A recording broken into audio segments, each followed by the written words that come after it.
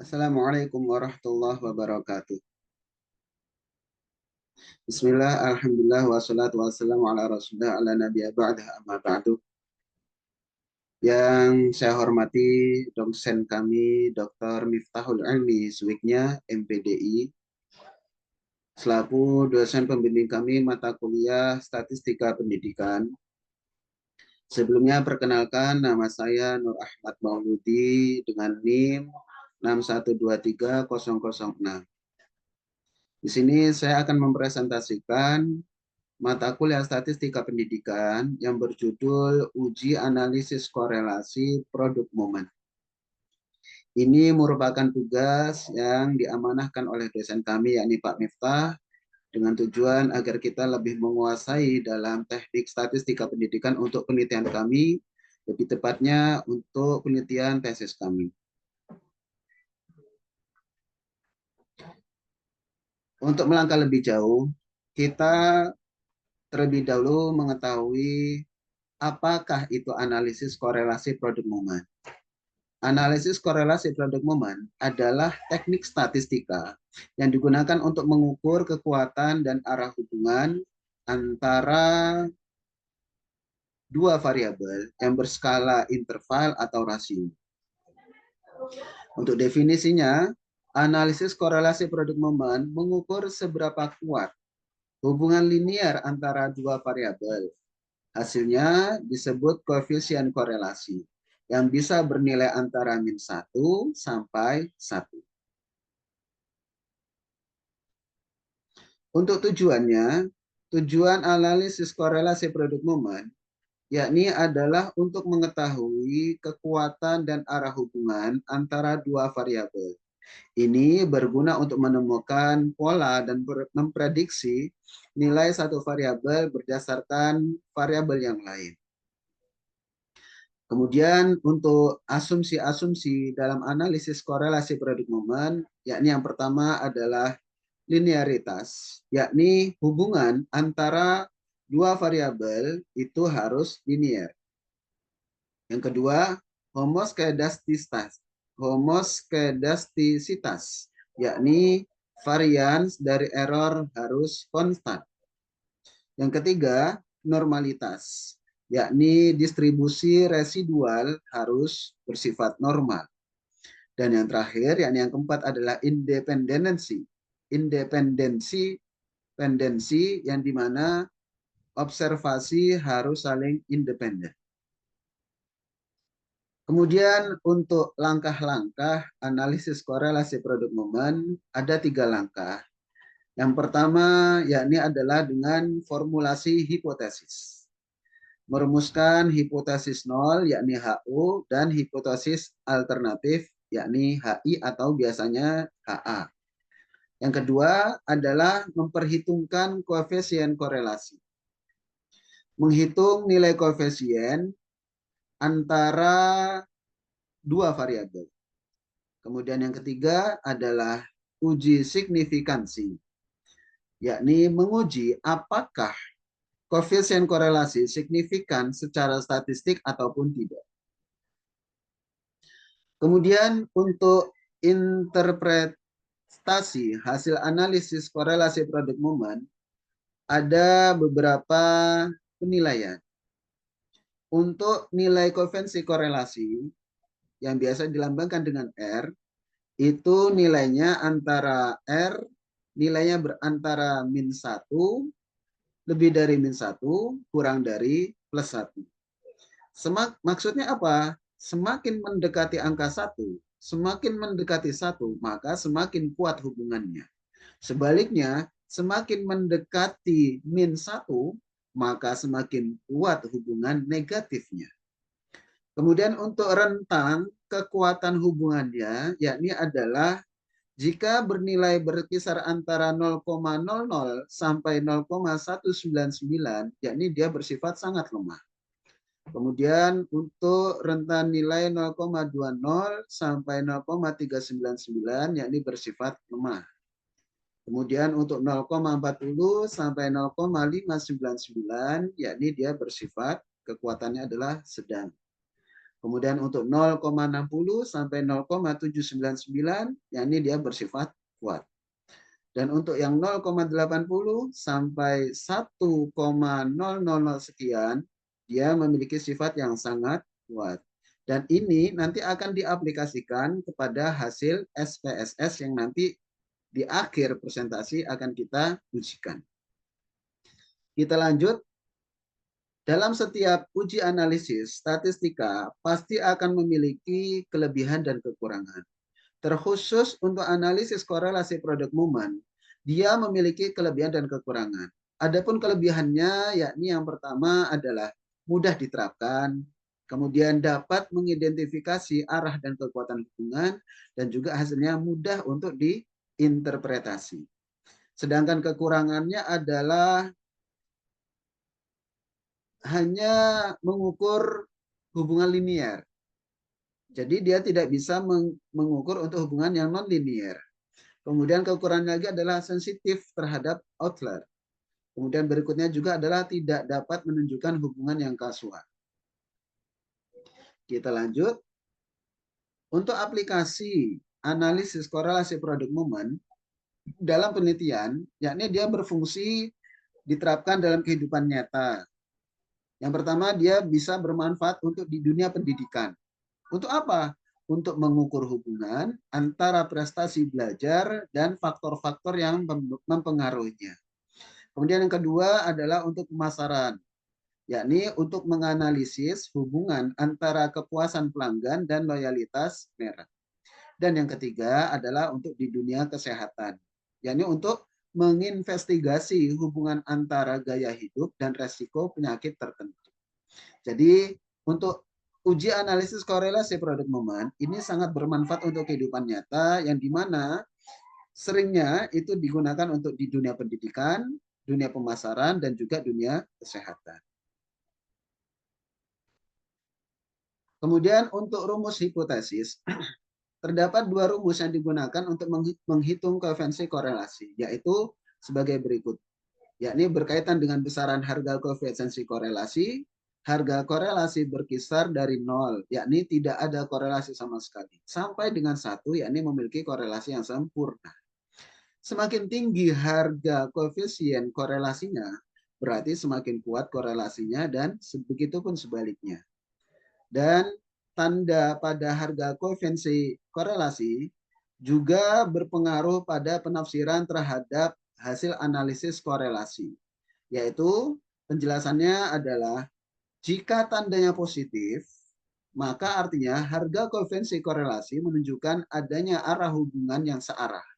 Artinya, hubungan kedua variabel, yakni variabel X dan variabel Y adalah berbanding lurus. Semakin tinggi variabel X-nya, semakin tinggi nilai X-nya, akan diikuti semakin tinggi pula untuk variabel Y-nya, dan begitu pun sebaliknya.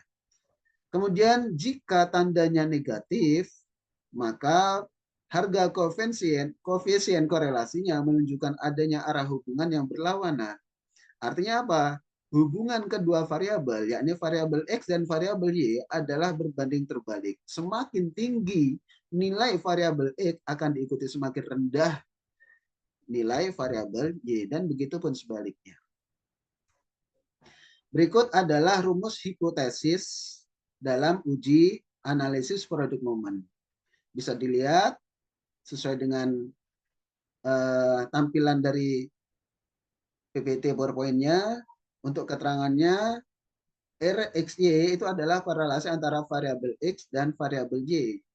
X itu adalah nilai rentang yang dimana X1 dikurangi X.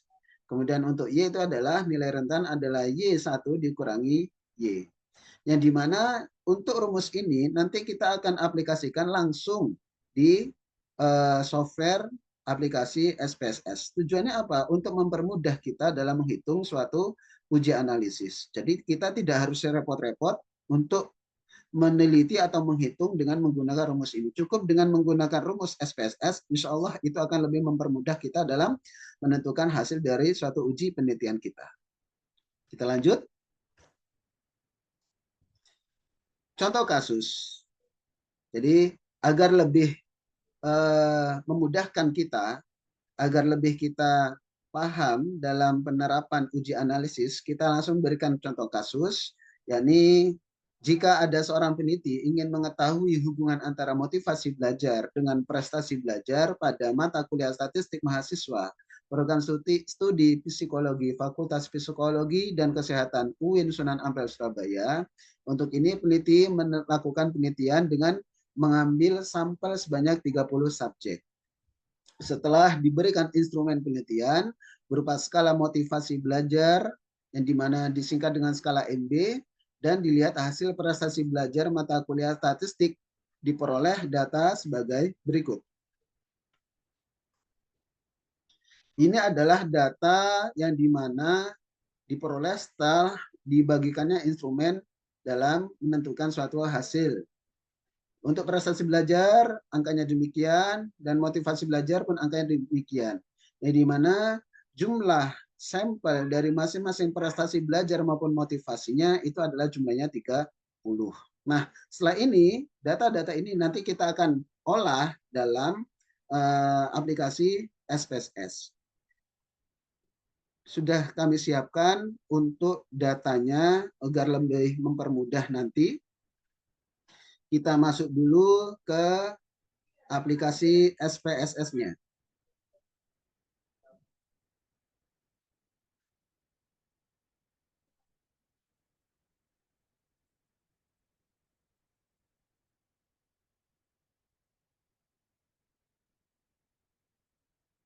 Nah, ini merupakan tampilan awal dari SPSS. Untuk yang pertama, kita klik variabel view yang di bawah. Di bawah ini ya, bisa lihat kursornya. Yang di bawah ini variabel view kita klik. Kemudian untuk name, karena tadi kita untuk menguji motivasi dan prestasi, maka kita bisa isi di sini adalah motivasi di kolom name ya. Motivasi, kita klik enter. Kemudian di kolom yang kedua, tetap di kolom name, kita berikan prestasi. Kita enter.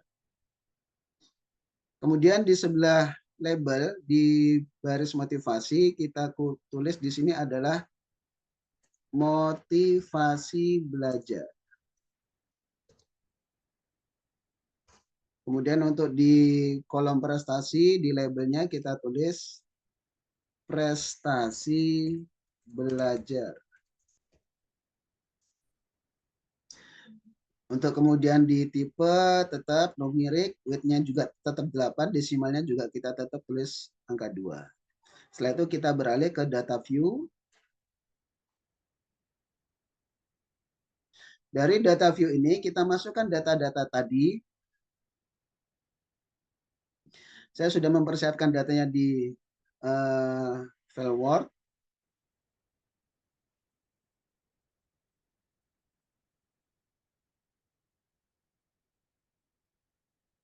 Nah, berikut adalah data yang sudah kami siapkan. Prestasi belajar. Untuk prestasi belajar kita masukkan ke kolom prestasi belajar juga. Prestasi belajar. Kita copy. Prestasi belajar. Kita kembali lagi ke SPSS-nya.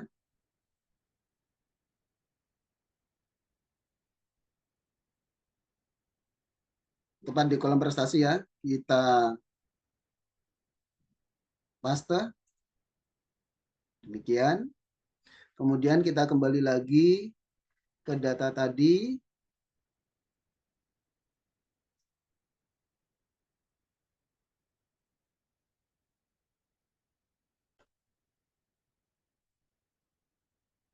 Untuk yang motivasi. Motivasi kita copy. Atau bisa juga klik Ctrl C. Kita copy. Kemudian kita pindahkan ke aplikasi tadi SPSS-nya. Kita masukkan ke sini. Motivasi. kita kopas, kita paste. Nah, kita bisa cek untuk motivasi dan prestasi, dia nanti harus berjumlah 30 sampel sesuai dengan uji kasusnya. 30. Oke, benar ya? Ada 30 sampel. Nah, setelah itu kita olah untuk menguji analisis korelasi produk momennya. Di sini bisa dilihat di kolom menu paling atas, di sini ada analysis, kita klik, kemudian kita pilih menu correlate. Setelah correlate kita pilih menu bivariate, kita klik. Nah, setelah itu kita bisa pindahkan semua ke sebelah variabel seperti ini. Kemudian setelah itu kita pastikan untuk di kolom correlate coefficient kita pilih yang menu percent. Kemudian untuk di kolom test of significance kita pilih to 12. Kemudian untuk yang ini kita centang flag significant correlation. Setelah ini sudah kita pastikan benar, kemudian ini juga variabelnya sudah pindah di kolom variabel, kita klik OK. Kita tunggu hasilnya. Nah, dan ini adalah hasil dari uji korelasi produk mono. Ini.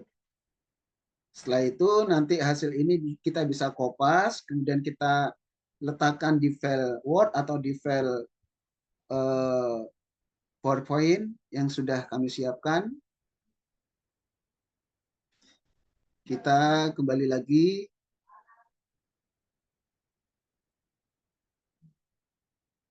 ke PowerPoint-nya.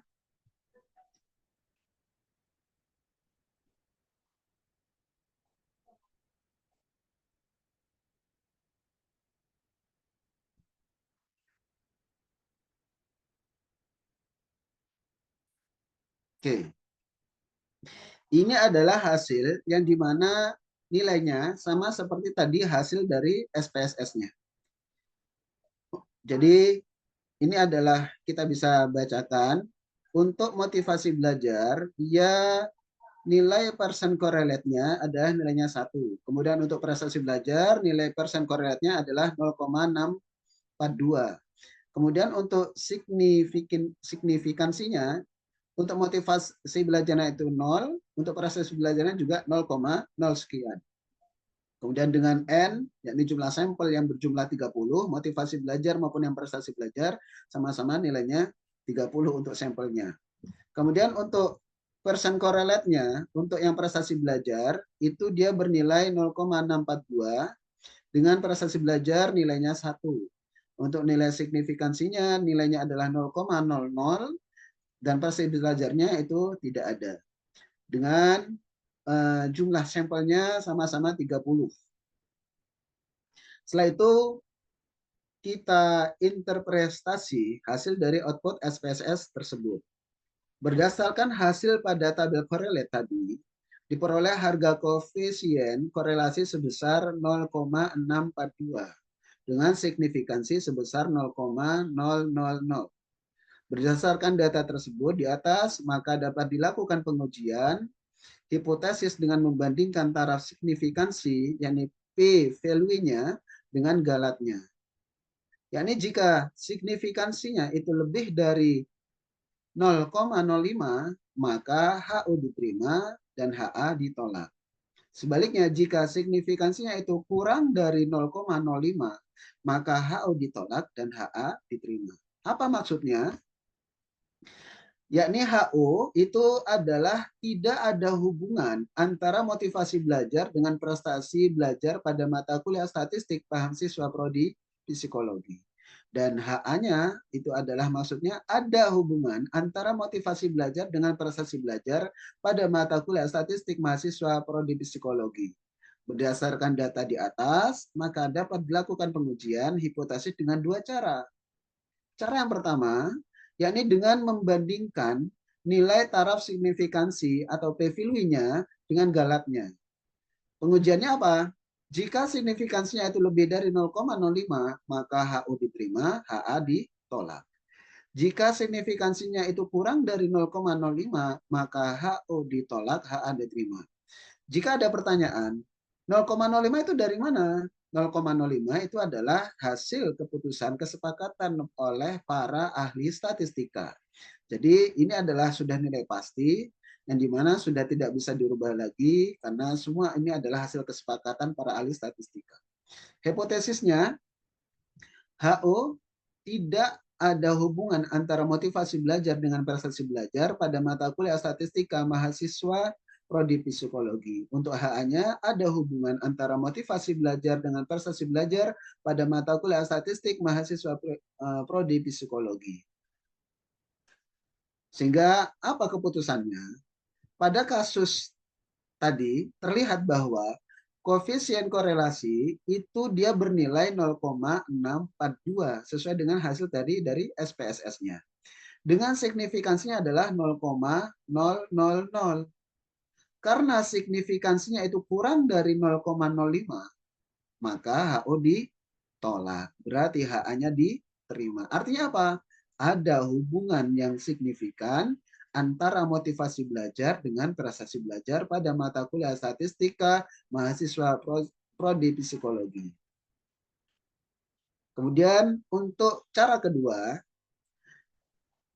dengan menganalisis korelasi produk momen tersebut signifikan atau dapat digeneralisasikan atau tidak, maka perlu dibandingkan dengan R-tabel. Lihat R-tabel produk momen dengan taraf signifikansi 0,5 atau bernilai 5%. Jadi rumusnya, jika R hitung lebih dari R-tabel, maka HO ditolak, HA diterima.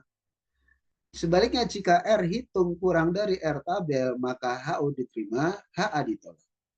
Berikut adalah tabel LR produk momen.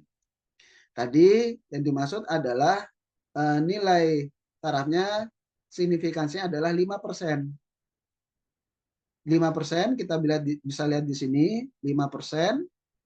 Kemudian tadi kita ketahui bahwasanya sampelnya itu adalah berjumlah 30. Maka untuk di kolom N kita cari yang nilai 30 dan ditarik ke kanan atau ditarik garis lurus tegak lurus yang sebawah dengan 5%. Maka ditemukan berapa? 0,361. Nah, 0,361 ini adalah yang jadi titik tolak ukur kita. Hipotesisnya, dengan taraf kepercayaan 0,05, yakni 5%, maka dapat diperoleh harga R-tabel sebesar 0,361. Ternyata harga R hitung lebih besar daripada R-tabel. Berapa? 0,642 itu lebih besar dari 0,361. Sehingga HO ditolak dan HA diterima. Artinya apa? Ada hubungan yang signifikansi antara motivasi belajar dengan prestasi belajar pada mata kuliah statistik mahasiswa prodi psikologi. Data dan harga koefisien yang diperoleh dalam sampel tersebut dapat digeneralisasikan pada populasi dimanapun sampel diambil atau data tersebut mencerminkan keadaan populasi.